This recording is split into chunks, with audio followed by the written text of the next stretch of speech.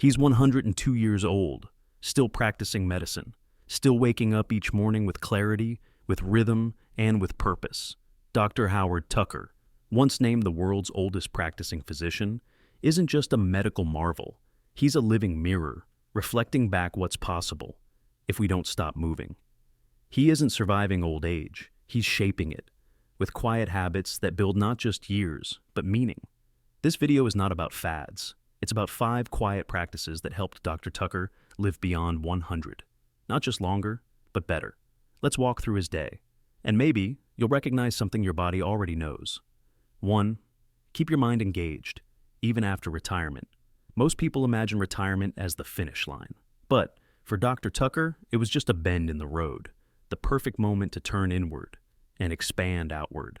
At 67, he enrolled in law school, not because he needed the degree, but because he believed learning was living.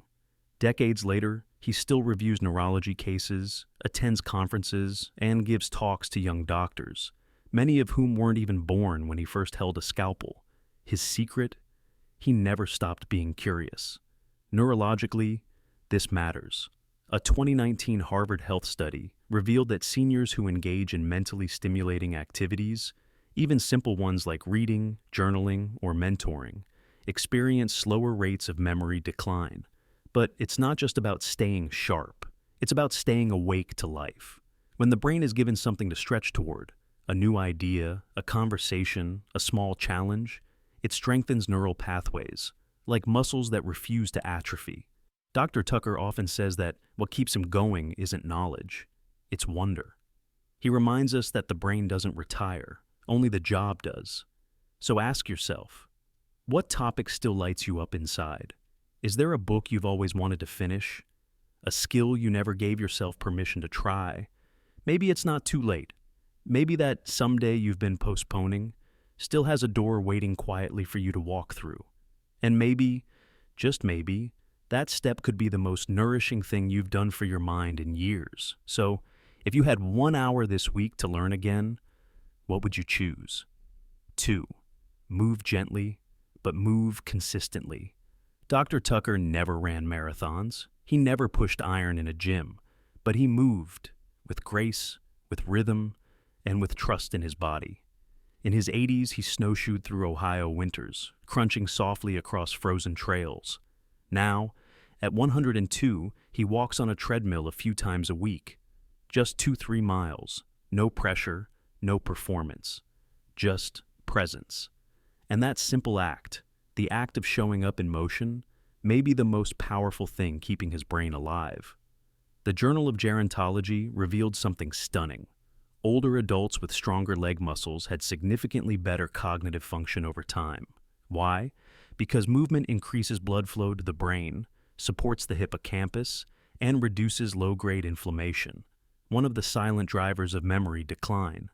But Dr. Tucker's habit isn't about science. It's about ritual, about placing his feet on the ground each day with intention, not to run from age, but to meet it halfway. It turns out, gentle movement may be the oldest form of medicine, not the kind that fixes you, but the kind that reminds your body what it can still do. So, ask yourself, when was the last time you danced slowly to a song you love, stretched your arms towards sunlight in the morning, took a slow, no-destination walk just to feel the air shift around your face? You don't need to chase youth. You just need to keep your body from forgetting that it's still here, still part of the rhythm. Mini invitation. Tomorrow morning, before checking your phone, take 5 slow steps across your room. Then pause. That's movement. That's life. Still yours. 3. Choose people over perfection. When asked about the real secret to his long life, Dr. Tucker didn't mention supplements or steps walked. He mentioned his wife. They were married for 66 years, a bond not marked by perfection, but by patience. He once said, "We disagreed often, but we never went to bed in silence." There's something deeply healing about being seen, not as a version of your best self, but as you truly are, and staying anyway. The Harvard Adult Development Study, spanning over 80 years, confirms what Dr. Tucker lived. Warm relationships, not cholesterol levels or career achievements, are the strongest predictors of happiness and long-term health. In other words, Your heart is protected not just by what you eat, but by who holds space for you when you're hurting. We often chase ideal connections, the perfect partner, the friend who always understands, the child who never forgets to call. But Dr. Tucker's life teaches us something quieter. Connection isn't about perfection. It's about return, coming back to the table, choosing to forgive, not because the other deserves it, but because you deserve peace. Forgiveness, as researchers now suggest, has measurable health benefits. Lower blood pressure, reduced cortisol levels, and even improved immune response. Not bad for something that starts with 3 words. I release you. So take a moment today and scan your heart gently. Is there someone whose name brings tension to your chest? Is there someone you miss but don't know how to reach? Dr. Tucker would likely say, don't wait for the right moment. Create one. Because in the end, it may not be the vitamins that keep your heart strong, but the people who remind it how to stay soft. 4. Eat with joy, not rules. Dr. Tucker begins each morning the same way. A bowl of seasonal fruit, a bit of whole grain cereal, a cup of warm tea. No counting, no keto, no guilt. At 102, his diet is less about strategy and more about sympathy for his own body. He doesn't avoid carbs out of fear. He simply doesn't fear food. There's a soft kind of wisdom in the way he eats. He listens. He adjusts. He enjoys. Lunch, sometimes not needed. Dinner, light, unprocessed, and unhurried. He allows room for a glass of wine. He doesn't demonize a bit of dessert. He avoids smoking, but never avoided pleasure. This isn't a formula. It's a rhythm. And rhythm, not restriction, is what our biology craves. Modern research backs this up. A landmark study in the Lancet followed middle-aged adults for over a decade. It found that extreme or highly restrictive diets offered no long-term benefits for longevity, and in some cases, increased stress markers and cortisol levels. Meanwhile, those who ate moderately, focusing on consistency, whole ingredients, and emotional ease, tended to live longer, happier lives. Because when meals become battlegrounds, the body doesn't feel safe enough to heal. There's something sacred in allowing joy back onto the plate. Ask yourself gently, when was the last time you ate something nourishing? Not because it was good, but because it made you feel whole. Could the bowl of soup your mother used to make, the tea you shared with an old friend, be just as healing as any supplement? Maybe health isn't about saying no to more things. Maybe it's about remembering which foods felt like home and letting them return. 5. Begin with ritual, not rush. Dr. Tucker begins every morning the same way, not with emails, not with breaking news, but with rhythm, a slice of fruit, a modest bowl of cereal, a hot cup of tea, and quiet. No screens, no multitasking, no dopamine hits before daylight. It sounds simple, almost too simple. But this might be one of the most powerful longevity tools we overlook, the art of how we begin the day. Studies show that cortisol levels spike naturally within 30 minutes after waking. It's our body's way of preparing us for alertness. But if we overwhelm that moment with sugar, noise, chaos, we train our nervous system to panic, not prepare. Dr. Tucker protects that window like a sacred space, and it shows. He begins not as a reaction to the world, but as a quiet invitation to life. Green tea, for instance, contains EGCG, a compound shown to reduce inflammation and support cellular repair. Berries, rich in polyphenols, not only protect the heart, but also fuel brain health.